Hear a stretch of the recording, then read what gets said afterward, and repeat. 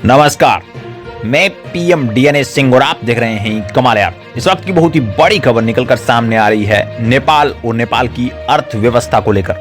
जी दोस्तों, नेपाल जा रहा है भारत के अंदर और वो भी एक बहुत बड़ी डील साइन करवाने के लिए। अगर ये डील सक्सेस होती है तो नेपाल को बहुत बड़ा फायदा होने वाला है। इसके साथ साथ दोस्तों, भारत और नेपाल के बीच बहुत से प्रोजेक्ट चलते हैं और इसके बीच अगर ये यहाँ पे प्रोजेक्ट चलता है तो कहीं ना कहीं पूरा का पूरा फायदा है वो नेपाल को होने वाला है। अब ये आखिर क्या है डील, कितने सालों की डील रहने वाली है और कौन लेके जा रहा है ये ऑफर भारत के साथ, ये सारी बातें काफी ज्यादा इंपॉर्टेंट हो जाती हैं। तो हम यहाँ पे इसी के बारे में बात करेंगे, तो वीडियो के अंत तक बने रहिए। और अगर आप चैनल पे नए हो तो चैनल को सब्सक्राइब करके बेल आइकन दबा लीजिए ताकि आपको अगला अपडेट भी सबसे पहले मिलकर। चलिए वीडियो शुरू करते हैं। दोस्तों, नेपाल वह नेपाल जो कि बिजली को कभी यहाँ पे खरीदता था, लोगों से बिजली लेता था ताकि कुछ हद तक यहाँ पे पूर्ति की जा सके। आज वही नेपाल लोगों को बिजली बेचता है, यानी कि अपने पड़ोसियों को बिजली बेचता है। यानी कि खुद के अंदर तो 24 घंटे दे ही सकता है बिजली, इसके साथ साथ वो हर यहाँ पे पड़ोसी को भी काफी मात्रा में बिजली दे सकता है। मैं आपको बता दूं कि बहुत से प्रोजेक्ट्स या फिर बहुत से यहाँ पे एग्रीमेंट जो कि बांग्लादेश के साथ साइन हो रहे हैं वो भी एक बहुत बड़ा प्रॉफिट का सौदा है। और अगर इसके साथ साथ बात करें इंडिया के, तो इंडिया के जो यहाँ पे पास में राज्य हैं उनके साथ भी बहुत से यहाँ पे साइन हुए हैं प्रोजेक्ट्स।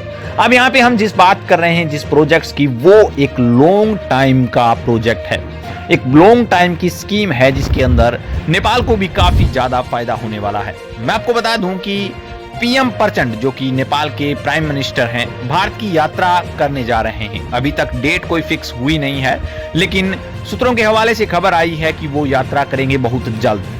इस यात्रा के दौरान मेन मोटो क्या रहेगा वो जान लेते हैं। इस यात्रा के दौरान हिमालयी राष्ट्र 25 साल के बिजली समझौते पर हस्ताक्षर कराना चाहता है भारत से। 2 अप्रैल 2023 को काठमांडू पोस्ट पत्र ने नेपाली अधिकारियों के हवाले से खबर दी है कि पीएम प्रचंड अप्रैल के दूसरे सप्ताह के बाद भारत का दौरा कराएंगे।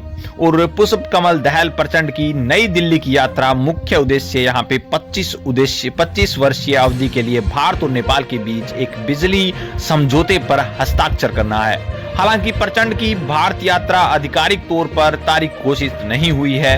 रिपोर्ट ने ऊर्जा मंत्रालय के एक वरिष्ठ अधिकारी के हवाले से कहा है कि हम 25 साल के समझौते पर भारतीय पक्ष के लिए एक प्रस्ताव तैयार कर रहे हैं, लेकिन बहुत कुछ इस बात पर भी निर्भर करता है कि भारतीय पक्ष हमारे प्रस्ताव को या फिर हमारे एजेंडा को किस प्रकार से शामिल करता है या फिर सहमत करता है या फिर नहीं करता है।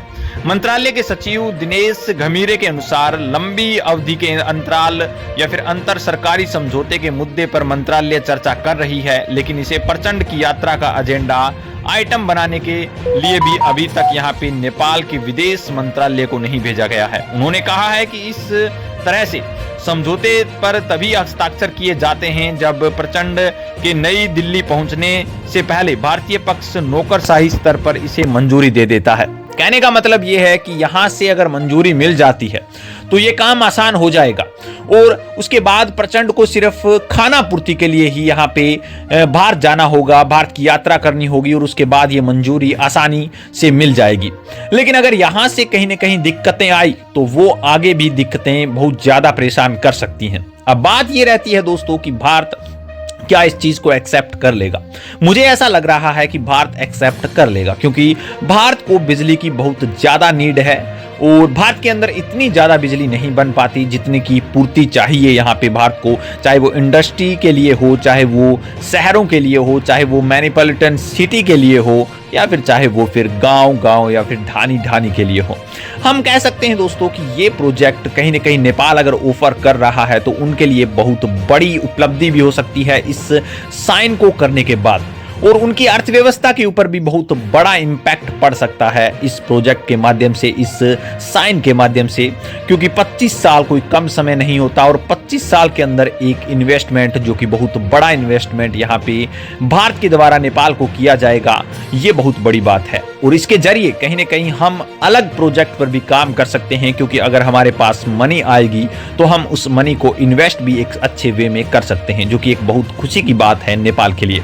आपका क्या ख्याल है इसके बारे में? अपने विचार कमेंट सेक्शन में जरूर लिखिए। चलिए आज के लिए इतना रखता है, कोई नया अपडेट मिलता है फिर आपके सामने हाजिर होगा। तो वीडियो को लाइक कीजिए, शेयर कीजिए और अगर आप चैनल पर नए हों तो चैनल को सब्सक्राइब करके बेल आइकन दबा लीजिए ताकि आपको अगला अपडेट भी सबसे पहले मिल सके।